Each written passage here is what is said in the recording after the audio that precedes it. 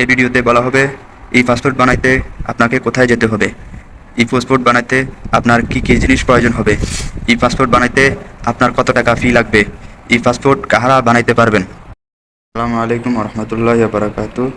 প্রিয় প্রবাসী ভাই বন্ধুগণ, আপনাদের জন্য রইল আন্তরিক শুভেচ্ছা ও অভিনন্দন।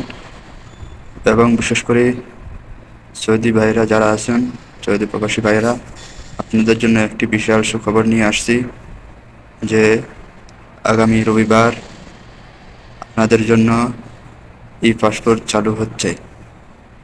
এবং ই পাসপোর্ট কারা কারা পাইবেন এই সম্পর্কে বিস্তারিত ডিটেলস বলতেছি।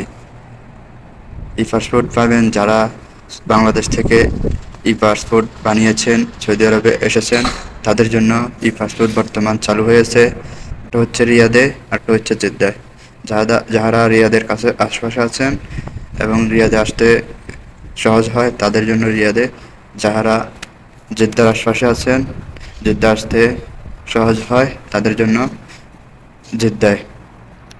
এবং এই পাসপোর্ট কারা নবায়ন করতে পারবেন বর্তমানে প্রাথমিক ধাপে যাদের পাসপোর্ট ই পাসপোর্ট বাংলাদেশ থেকে হয়েছে এবং এদেশে এসে নষ্ট হয়ে গেছে, হারিয়ে গিয়েছে, ফুরিয়ে গিয়েছে, অথবা খারাপ হয়ে গেছে, মেয়াদ শেষ হয়ে গেছে, তারাই পারবেন বর্তমানে। আর যারা ডিজিটাল তারা এখন আপাতত পারবেন না, কিন্তু শীঘ্রই তা চালু হবে।